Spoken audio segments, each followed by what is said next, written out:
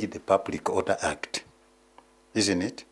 Waweke pale fine ya kwamba yani wamesema ya kwamba at protected areas, mfano ofisi kama hapa kwa police, kama hapa kwa commissioner, kwa governor, isn't it? Parliament, yani parliament inabisa hata ya counter. But if you say that you are demonstrating 100 meters for example from the police station here, mtakuwa muna demonstrate wapi? And what is the purpose of the demonstration, isn't it? You know, that is a draconian bill that wants to curtail, isn't it? Article 37 of the Constitution that gives people the freedom. Kwa sababu sisi watu tukifanya demonstration yetu tutakuwa tunalenga mfano watu wamewawa, and we want to send our petition to the commission hapa, isn't it? We must come up to that place. Tuna present petition yetu and tupia na tunaenda. If you say 100 meters, look at even Bungoma here, isn't it? Sasa ni kumaanisha hii njia ya kupitia hiyo hospitali haiwezekani, because none of this institution, including the police, is above 100 meters away from the road. Hizo zote siko 50 meters, 20 meters, hata popo. It is even 0 meters from the road. It will be impossible. It will be impossible. And you know it cannot work. Because the purpose of demonstration is that the people are aggrieved, isn't it? You write a petition, you present it to the authority you think has failed in his or her duty. Are you getting? So petition tunaandika tunapeleka, alafu wako wanasema ya kwamba at now wakisema sisi tuandamane kutoka kama hapa Kandui tuende sikiu wapi huko Msikoma, si hata Msikoma, huko msitu tunaenda kufanya kitu gani? We want demonstrations to bring to the attention of those people who have failed to protect the constitution, isn't it? People we suspect, isn't it, are responsible for specific actions. So that is the purpose. So ninafikiria hii kwa sababu wamesema ati fine ni shilingi 1,100, si ndio? Alafu miezi 3 kwa chela, alafu mnaenda mita 100 away from protected areas. Do we have a law that defines protected areas? If, for example, we are attacking the office of the governor who have stolen our money, we must go and smoke him out of that office if he's the one. Are you getting it?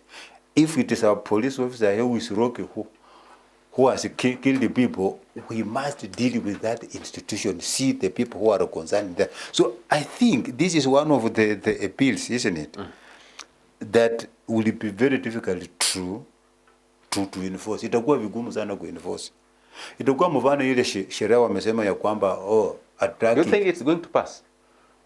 Sidhani kama itapita. Because ikipita, we will move to court and it will be unconstitutional, whether you like it or not. I don't think the MPs are going to reject it. Hata akipitisha, because anything to do with the Bill of Rights, it's a referendum. It's not parliament. Anything to do with the Bill of Rights, any changes on the Bill of Rights. They're just amendments. Forget about it. They are amending what the Bill of Rights. Amendments? They are amending Article 37. Let me tell you, they are amending Article 37, which is in the Bill of Rights, isn't it? Yeah. The Bill of Rights is among those chapters that Parliament cannot touch. It has to go through a referendum. Chapter 15 of the Constitution will tell you areas that you can't touch. It includes anything to talk about the Bill of Rights. You cannot touch, including amending. Exactly, you can't. It has to go through the referendum. You know, you get, so it is an exercise in futility. It is a draconian law that want to curtail freedom of the people, isn't it? And it is a short term. What of an issue? You see, Bonya, what you're saying, I don't know what is happening because, like yesterday, over 300 members of parliament voted to change constitution to put under their control, 3 funds declared illegal by the courts. Declared whether illegal they pass by the it, courts. whether they but pass they it, went ahead to pass them. That law. You know, tunaenda watu wataenda kotini. You know, members of parliament, isn't it, are greedy, isn't it? They don't have the capacity to interpret the constitution. It is the courts that have the capacity and they to interpret the constitution, isn't it? Because you are creating another type of government of implementation. You know, saa hizi tuko na national government. The chief executive officer of the national government is the president, isn't it? That's one tie. Then we have the county. The chief executive of the county government is the governor, isn't it? Then who will be the chief executive of a constituency? Are we going the Nigerian way of having a 3-tier government where we must have the person who should be in charge of development at the constituency? It can't be an MP. It cannot be an MP. But it has been there. It has been working. Hata saa hii nikikuuliza saa hizi constitutionally it's not there. Exactly. But it's there. It's working. No, it can't work. Whatever members of parliament have passed, believe it from me now, isn't it? Courts will dismiss them, isn't it? Unless we go to a referendum and create another tie of government and implementation. Another tie of implementation. Ndio itakuwa another tie of government. But currently, Kenya is a 2-tier government. Nigeria is 3, South Africa is 3, and which other country? Australia is 3, but we are a 2-tier government, isn't it? Where we have a person who is answerable, isn't it? At the national level and at the county level. At the constituent level, there's nobody. So if we want to have another type of government and that implements projects at the constituent level, that means we will go back to the constitution and create a 3-tier system. As it is a 2-tier system, where the governor is the chief executive and the president. Are you getting it? We don't have the chief executive of the constituency. Who is the head of the constituency? It's not an sio mbunge, isn't it? Ama sio ward admin, ama not sio nini sub-county admin. Haiko katika katiba. But these offices you are talking about have been there since the promulgation of 2010 constitution, 15 years down the line. You know, if we want, for example, if we want to say that, okay, then we now entrench CDF into the constitution, and then it is managed by the employees of the central government, then we have the DCCs. That is the structure. From the president to the DCCs, not members of parliament. Members of parliament under Article 95 of the Constitution have a responsibility of legislation oversight, isn't it? Na hiyo kazi ingine na kufanya sheria sawa sawa, wana oversight serikali. How you do kazi yao hivi vitu vingine, then we need, if that is really the national government, then we follow the so-called the national government structures, of which members of parliament are not part and a parcel of the structure of the national government. So it is an illegality. That is why it went all the way up to the Supreme Court wakadismiss. It is like changing uniform. Whether you change it, they cannot amend Article 204 of the Constitution. They cannot amend it. It has to be through a referendum. That means we will be creating another type of government, isn't it? In between, and that needs a referendum. Whichever way, it needs a referendum. So if these MPs voted to change the constitution, how is it then going to work? It can't work because it needs. Are we going for referendum? Exactly, we will go for referendum. Either we reject it or we do whatever. But for them, what they do, they are not supposed to change articles in the Constitution, the Bill of Rights, and others under Article under chapter 15, isn't it? Commissioners, the Bill of Rights, sovereignty of this nation, and vitu vingine. It needs a referendum. If we are creating another type of government, we need by creating the executive. The person will say that wewe hapa uchafanya, because wabo in our constituency we have nobody to point a finger at. Tuseme wewe umekosa hapa kufanya hakuna. In the county we point a finger at the governor, who has the powers, isn't it, to appoint, employ, isn't it? The president has powers to employ. At the constitution level we have nobody. Isn't it? So are we creating a third type of government? Yes. If they are creating it, do we need a referendum? Yes. Not amendment. Not amendment. That is changing the you know, you are changing the entire governance structure. Isn't it? It does the not entire require government. amendment. Exactly. It needs a referendum for such an arrangement, so that we create another type of government like as it is in Nigeria, isn't it? We have the nation, the state, and then local authorities. Then what was the purpose of public participation? You know, people are not informed. Public participation by people themselves who want to entrench it in peace. It has to be independent people. It should have been IPC. Lakini mbunge anakuja huko, and then he now asks the most relevant question. Ati mnataka siti huende kwa katiba ama la? Watu wanasema ndio. That should not be the question. Na wenyewe ndio wanauliza. The ones presiding over. The ones presiding over. Yani kama wewe, ni kama wewe uko mchezaji na huko ni referee. Let us talk about the numbers, because listen to this. The National Assembly has in many instances struggled to raise quorum when it is considering people-centered bills. Yes. But on Tuesday, the House attracted one of the largest turnouts in its history, with rival camps closing ranks in pursuit of a common interest, money. In their never-ending desire to line their pockets, over 300 MPs voted to change the constitution to put under their control three funds declared illegal under their control, isn't it? And wataenda kotini na tutakaa hapa tukidiscuss. It's unconstitutional. Someone would say, why don't we have an independent body? Hii ndio mimi nasema is that if they want, we have an executive person at the constitution, 290 executive persons. Yes. That is a referendum, whether you like it or not, isn't it? Because we have now 47 executives and 1 executive. Bonya wewe utaniambia mimi nikuje nipige kura nione kama naweza pewa pesa. Automatically vote yes. Yani kama wewe mwenyewe ufanye mtihani and then you start marking. And then you unasema hapa niligosea tu kidogo ni marks 10. Because it is your own exam. Na utake kuanguka.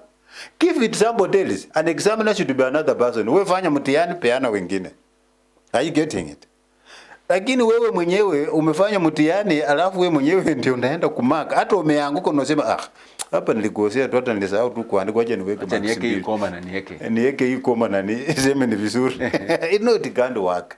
So they cannot oversight themselves. And you know, I was saying that this CDF have completely compromised the performance of members of parliament in their really duties under Article 95 of the Constitution. Are you getting it? It's a compromise. We hata wengi hawajawahi kuongea bungeni, anasema mimi hata kama siongee si mnaona maendeleo. Are you getting it? So that one has compromised, and you can see also now, also when you look at the budget, isn't it? Wengi hawa scrutinize that national budget. Are you getting it? Hii ndio kazi yao, kuona ya kwamba pesa shilingi milioni 217 bilioni zile zinakuja kwa barabara, isn't it? Zile zimekuwa allocated kwa barabara zote within Kenya.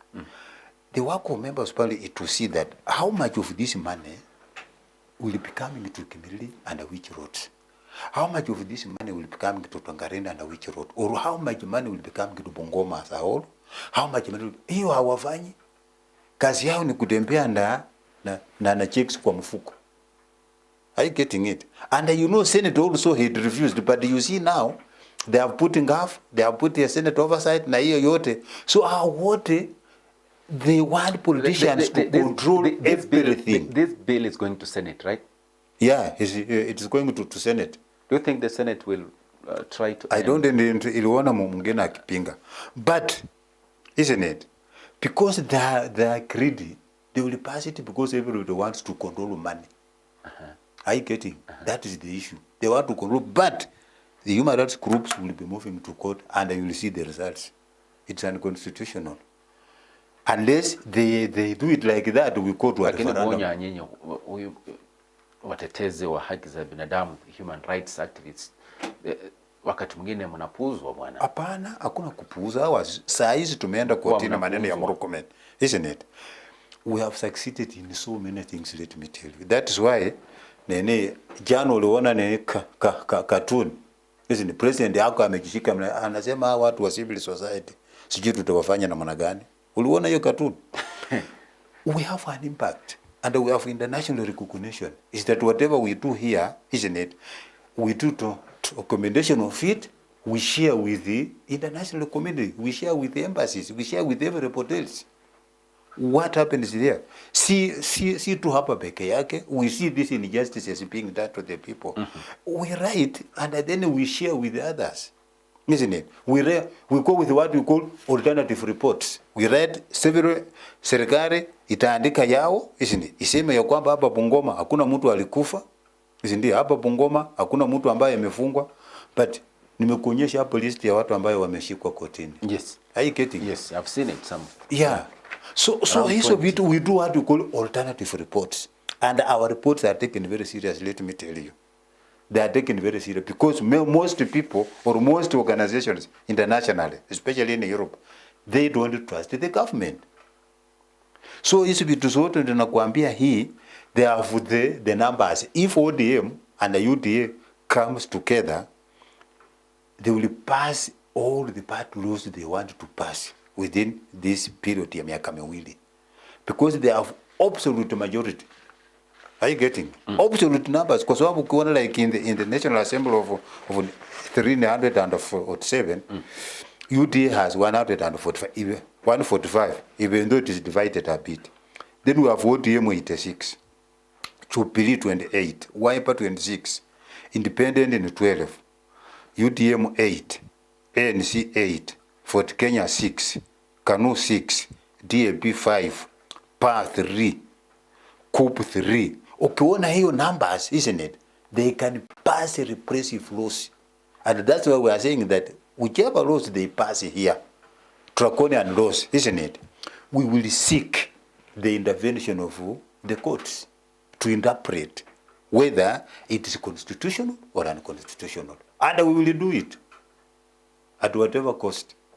We will do it. Because tukiwaachia, they can bring... Pardon? Do you believe in...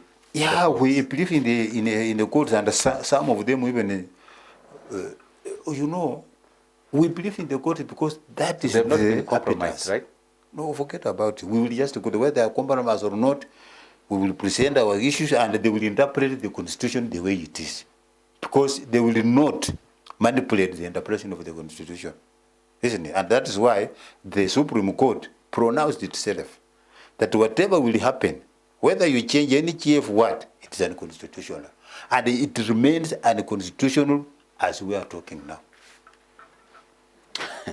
Haya, sawa. Yeah. Mtazamaji, ni dakika 35 hizo baada ya saa 3 za asubuhi. Bwana Bonya, nataka turuke moja kwa moja. Nataka tuingie hapa kaunti ya Bungoma na niseme tu eneo la magharibi nzima. Naam. Mrengo wa upinzani watakwepo hii leo ama tayari wamefika hapa eneo la magharibi, wanaanzia kule Luanda kule Vihiga County, baadaye watakuja Kakamega County hadi kufika hapa naitwaje Mumias. Alafu kesho pia watakwepo hapa county ya Bungoma. Unatarajia nini bwana? No, it is politics as usual, isn't it? Yes. And there's the Article 36 gives us freedom of association. Wamnyoro will be around. No problem. He's a Kenyan. just like anybody else. Isn't it? So Is he a tribalist? Forget about being, everybody belongs to a tribe, isn't it? And there is no regime that has cultivated tribalism as this regime. If we go by the actions, wajana maneno, are you getting it? Waja kusema, there is a difference between words and actions. Right? Exactly, complete difference. So, isn't it? Show us, who is don't tell just speaking and who is just speaking. Amunyoro for me speaks, and he had no power to perpetuate tribalism. And then who implements? It is the person, is the chief executive. Yeah. Ndio ana uwezo ya kusema hii hapana. Sawa, hii hapana. Are you getting it? So, it cannot be scapegoat to say that huyu alikuwa mkabila. No. Yeye is not the appointing authority. The appointing authority is the president. Sindio? Sijuzi wamefuta nani Wangamate. Huwezi kusema John Mbadi ndiye aliambiwa oje nikwambie, in this country rumors has it that the president micromanage every department, and there was one time where he said that he knows more. If he knows more, he knows more in the ministries than the ministers themselves. Unajua zaidi ile inafanyika kwako kuliko wewe mwenyewe. That shows that this micro managing of so many things. So hiyo appointment it is, if there is tribalism in this country, we can't blame Kindiki. We blame the president. Hivi vitu vingine wajana ni sarakasi. Isn't it? He is the chief of executive. He is the one who signs. The deputy president never signs anything. Never. Haweki muhono ya kwamba nimeappoint mtu fulani. It is only the president who appoints his signature on all appointments. So if there is tribalism in the appointments, isn't it? Then none other than His Excellency the President is the one who is responsible. Hata hivi lizi tunalia hiyo wanasema ya kwamba wanaandika watu kutoka kabila moja wengi kwa polisi, kwa military. Is the president. Hiyo mtu asikudanganya, asilete mtu mwingine hapo. Is the one who is in charge. Isn't it? Serikali ya saa hii ni serikali ya Mheshimiwa William Ruto. On a social contract of 5 years. Anything happens here, it is him. Nobody else. Usituletee sarakasi ati Wamnyoro alikuwa mkabila. No, you are the appointing authority. You are the appointing authority. Wamnyoro or Kindiki are not the appointing authorities. Hapa governor hawezi akasema ya kwamba huyu deputy wangu sijui ni mbaya. Hapana. He is the appointing authority. If you appoint people who are incompetent, the deputy becomes a scapegoat. Exactly. It's just a scapegoat. Hatuwezi tukublame saa hii Kindiki, Kithure, ati ministers fulani wako no. Is it the appointing authority who is the president? So vitu vingi vinafanya hili wako anafanya hii changes ya military nini? Is it the president? Nobody else. So don't try to divert us from the truth. Divert us from what we know is that the president is the appointing authority. Hivi vitu vingine ni sarakasi. Sasa hawa viongozi watakuwa ama tayari wapo eneo la magharibi, lakini kumekwepo na mvutano katika chama cha DAP Kenya.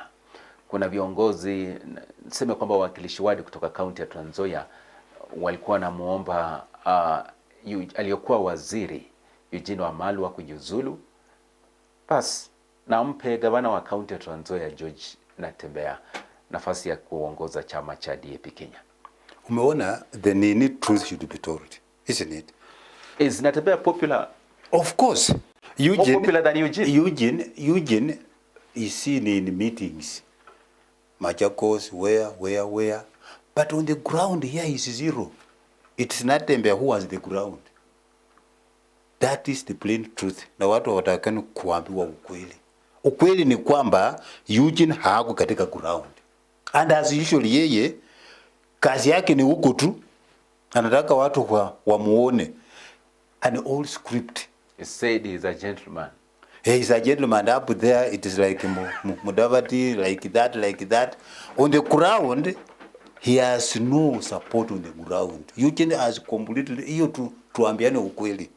The person who is on the ground in the entire western side. Is side. It about who is on the ground or someone who can mobilize people? Forget about mobilize. If you are on the ground, that means mobilization already. Isn't it? The truth of the matter is that Eugene ni mtu wa TV huko. Sawa, Maru na mwana Nairobi, press statement, Mombasa press statement, on the ground, hayuko katika ground hapa. Yule mtu ambaye ako kwa ground, the truth be told, is George Natembea. Are you getting it? Hata utaona si mkutani akuwa hapa. Yes. Because one thing is clear, is that Eugene has been there for some times, isn't it? And his mobility all the way has been very low. Are you getting it? He's a person who hangs.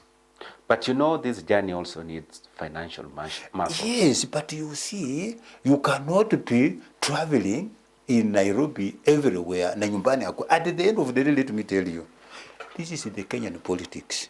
At the end of the day, tukipika kura, whether you like it or not, watasema Felix, wewe umekuja na wabunge wangapi?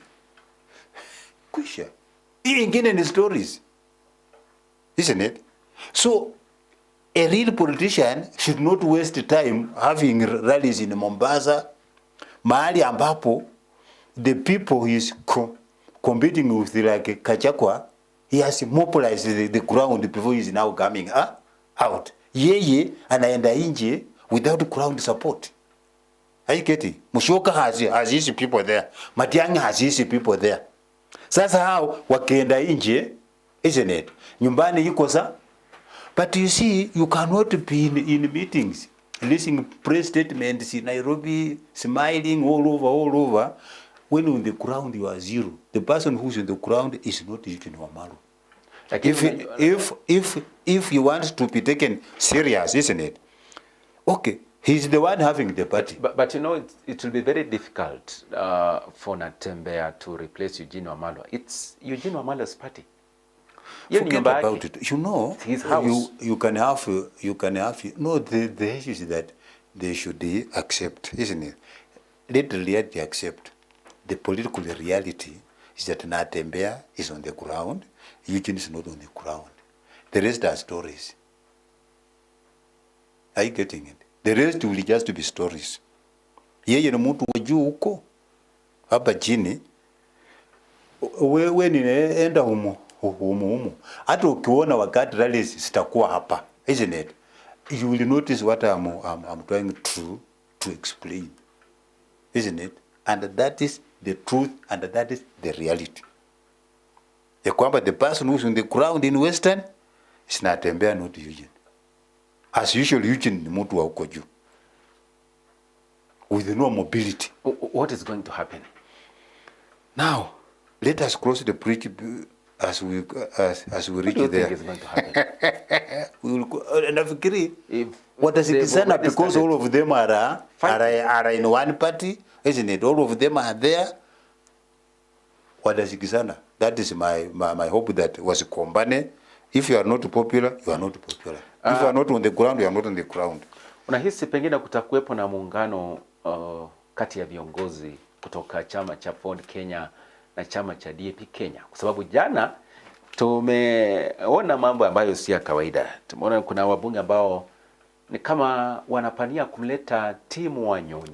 In fact, wania kiti cha ugavana kaunti ya Bungoma. Exactly. Nilimwona kina wanano wa Mboka, Majimbo Kalasinga, kina Makali. Umeona? Yes. Apart from the two, Majimbo Kalasinga na yule wa Bumula, they want to hang on the goodwill of team to be re-elected again. Hawa wengine hawa. That is the reason. Exactly, it is the reason. Because okay, most politicians here hang on people who are popular. For example, when it comes to 2022 or 2021, isn't it? 2021, not 2021, 2017, Wangamatu was just popular, isn't it? Then Ford Kenya hanged on him. Are you getting? Kwa nini Ford Kenya haikupitisha governor wake 2013? Are you getting it? Kwa nini Ford Kenya haikupitisha governor in Trans Nzoia mwaka huu? So wanaenda na watu ambao wako popular. So they want to hang on the goodwill of Tim Wanyonyi to be re-elected again. Is Tim Wanyonyi more popular than Didmas Barasa in Bungoma? Didmas Barasa, for me, Didmas Barasa is an entity, and we must talk loudly over it, isn't it? This county does not need a person in the name of Didmas Barasa, a comedian. We can't. He has no, he has capacity limitations, isn't it? Comedian. In this time, in the 21st century, you pick a person like Didmas Barasa to be the governor of Bungoma, forget about it. Anaenda kufanya nini? What do we expect of him to be the governor here? Tumekosa watu wa kuwa governor hapa Bungoma. It said he has done forget about a good job in These are comedians. Political comedians. Isn't it? With some fictitious records. Dubious deals. Dubious records of survival. Isn't it? Inasemekana ni kama wewe baadhi ya wabunge ambao wamefanya vema. Wabunge wale wamekuja na team, and I may advise team akija asikuje na hawa, because most of them will fail. Hawatapita kura. Nzoia will go with them. Sasa wanaona but we saw the likes of Wanami Wamboka, Majimbo Kalasinga, Makali, name them. Okay, Nzoia will sweep them. Wacha nikwambie, hii Nzoia it will sweep them. So mimi ile tunasema is that we okay. Secondly, why are they imposing leadership on us? Ni wabunge ndio wanachagua governor. It is the same guys who came with Lusaka. But you know it has been a trend. Skisa, it is the same guys who came with Lusaka. They are now saying that Lusaka is a thief. Of course he is, and whatever. But they are now bringing another one. How do we trust them? Let the people decide. Are you getting it? Sio wabunge ndio watachagua governor. Are you getting it? Na wasitumie team because of his popularity and goodwill from the people wakuwe elected. They will face the electorate. They mortgage it in Nzoia and others. It is still fresh in the minds of the people. Let them face it. And most of them will not make it to parliament. The majority of those members of parliament will not make it to parliament. From Bungoma County. From Bungoma County. They want to hang on a popular candidate to be relevant. That's what I can see from them. Otherwise, they have no powers to say I don't government. understand when you say Tim Wanyonyi is more popular than Didmas and Wycliffe Wangamati. You know, okay, talk about Wycliffe Wangamati for me, but don't talk about the person called Didmas Barasa. Didmas Barasa is an entity, isn't it? It's an entity. Lakini mbona unijibu kwa sababu inasemekana kwamba yeye ni baadhi tu ya wabunge ambao wanafanya vyema katika masuala ya maendeleo hapa nchini. Hakuna vitu vyema bwana. You know the character of the person. We are looking at character, my friend, isn't it?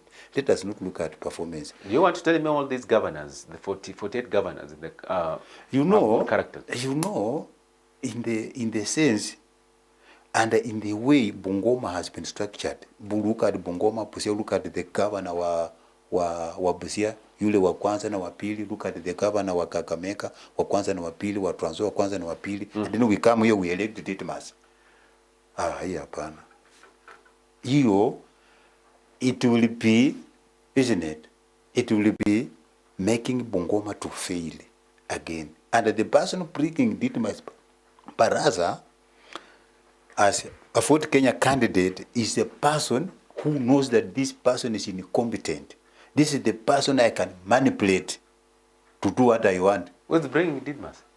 So you know who bring it? No, it is the party leader of Ford Kenya.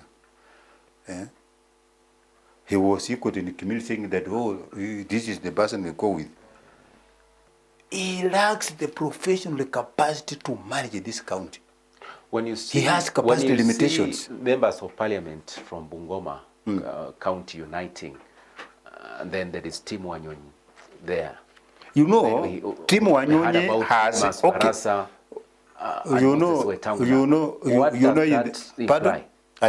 what does that imply? Wakati ambapo unaona Didmas Barasa yuko pale, nakumbuka wakati moja Mheshimiwa Moses Wetangula akasema kwamba wewe utaenda mbali, akiambia Didmas Barasa. Lakini jana tumeona wabunge kutoka eneo la kutoka kaunti ya Bungoma kama wamesimama na Timu Wanyonyi. Ili inamaanisha nini? You know, it means members of parliament hawaoni Didmas as a gubernatorial material. This is what I've just said here. That of all people we say Didmas can be our governor. 21st century, Bungoma County. Upon. He has the experience. Forget about the experience.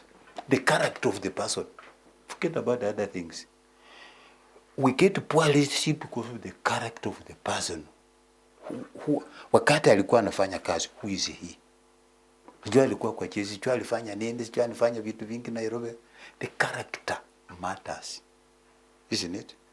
Huwezi kuchukua hyenas iende kuchungue kondo kwa msituni huko na useme kondo hizo zitazaana, itakula zote.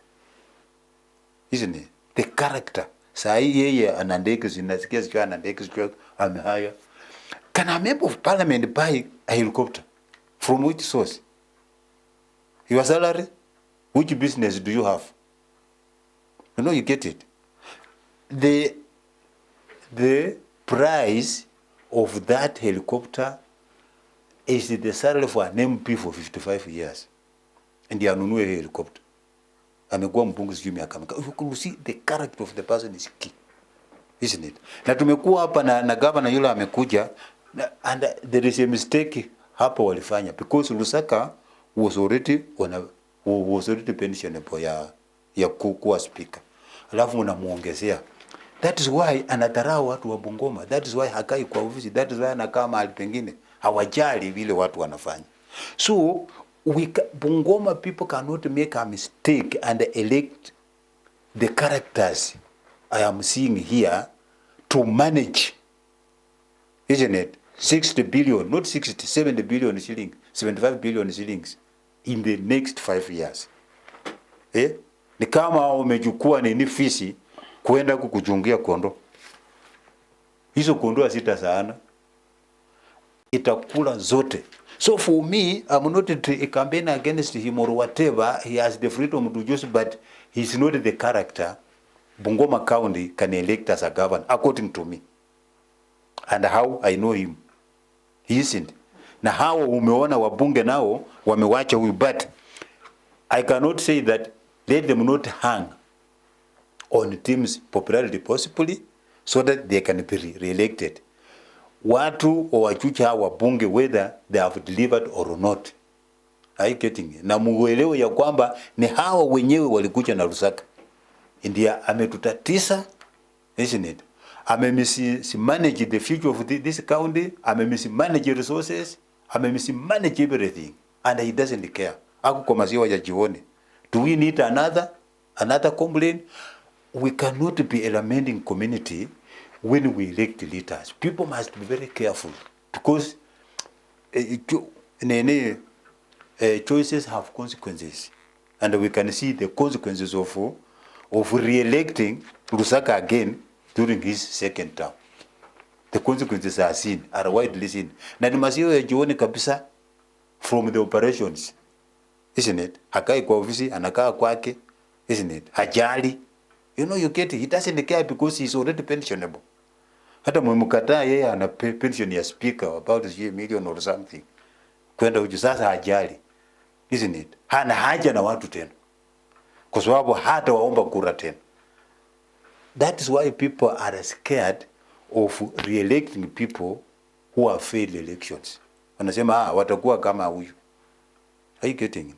So that is the issue. So with the Western leaders, isn't it? With the Waluka and whatever, for me, they have no capacity to say that they bring the governor as members of parliament. The governor will be chosen by the people of Bungoma, and let them not hang on a popular candidate to be re-elected when they have made mistakes. Ukweli ni kwamba wakati ambapo kura zitakapokuwa zinakaribia, kila mtu atakuwa anaenda kujitafutia kura. Of course. Who just hang around someone campaigning you know, they can come, you know, like Speaker, for example. Yes. He has been hanging on popular candidates all through. Sorry to say it, but that is true. Lusaka was just popular on his own, isn't it? That's why he made it without, his first term was without Fort Kenya. It was in Fort Kenya. Are you getting it? Second term, Wangamati was very popular on himself, and the people hanged on him. Are you getting it? Now, Lusaka amekuja popular on himself, and the people hanged on him to now get elections.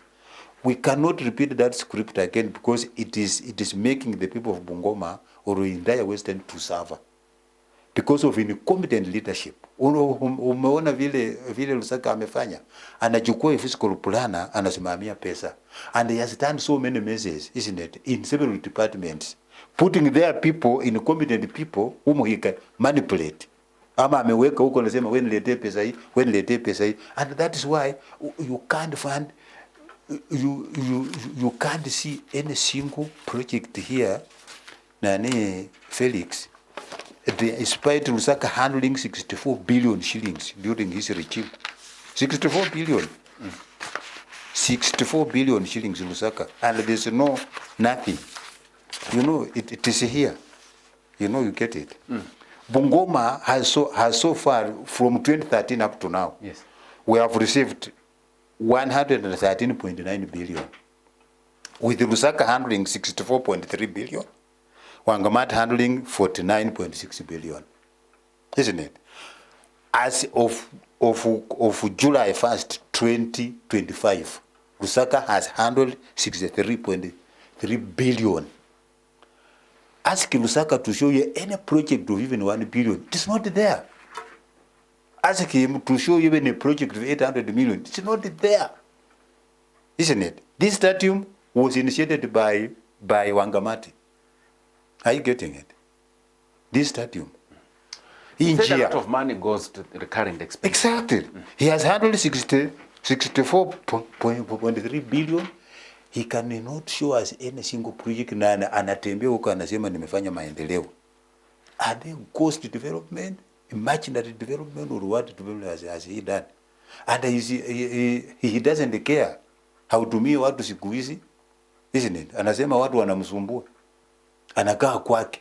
So you look at it, we can't make the second mistake, isn't it? And the members of parliament should not come with the people and impose on us. The second mistake means re-electing Wangamati, right? No, not really Wangamati, but I'm not saying like people like Didmas. Like Didmas, and then he comes from community where Lusaka comes from. Nda Lusaka anataka yeye ati aende mbele, aende governor, mtoto wake ndiye awe mbunge wa Kimilili. We can't allow it. We can't allow it in Maliza bwana Job. So maybe nasema tu the people of Western, let us unite. Isn't it? Let us unite under a leader, and our leadership is emerging, so that we can be politically failed as a community or as a region. Let us not be used as crisis inputs in year out, year in during election. If it ya kusema ati mkipita kura ati ndio mnashikana, that one is not there. Hata yule chairman unasema ati when in Western what? Where Western MPs. Yes. Caucus. It's an entity. Smart people unite before elections with an agenda. Tunasema tunaenda kwa hii kura, isn't it? Tunaenda na Felix na agenda yetu ni hii. Lakini mkisha alisa kura unity hiyo, yes, ni ya kukula. They are here uniting to make sure after that elections, what any member of parliament is imekwisha. Unajua ng'ombe, it's development. Sikiza, yes, Wakibukuzo hapa ng'ombe wanakawana kabla hawajachinja. Si ndio? Yes. Wakichinja ng'ombe ikwisha, alafu sema tuko tunagawana, wewe huko naota.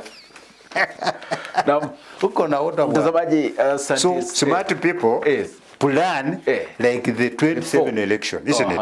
Where are we going to sit? Where do we put our votes? And what are we fighting for? Isn't it? That is it. Lakini mkimaliza kura, watu ng'ombe wanakawana mapema, wanasema wewe utaenda, kichwa ni ya wewe Felix, hii mkuu ya mbele hii ni ya huyu, ya nyuma ni ya huyu. Sasa ng'ombe ikianguka kila mtu anaenda na yake. But sisi tunataka ati kama ng'ombe imeanguka ndi tukawane. Watu walikawana kitambo. And that is why Raila is reap heavily reaping when he has no MOU with Ruto. And he is using our numbers to reap. It is because of our own stupidity as leaders. It's because of our own greed. It is because of our own people, isn't it, being followers of others. Stop being followers. Direct this community. We are the second largest. We can have political visibility in this country and we can make an impact. Na mtazamaji, ni Alhamisi ya tarehe 3 Julai ikiwa ni mwaka huu 2025. Asante sana kujiunga nasi hapa kwenye Westv Staftahi. Naomba tukome hapo kwa sasa. Asante sana mgeni wangu wa kila Alhamisi, Bwana Job Bwonya. Mara nyingi mimi nafurahia wakati ambapo tunazungumza naye kwa sababu pia napata kujifunza mengi sana. Asante sana mtazamaji kujiunga nasi. Na kwa asante sana mwelekezi wangu Kelvin Kibet pande ule wa pili. Mimi nafahamika kama Felix Okubasu. Asante.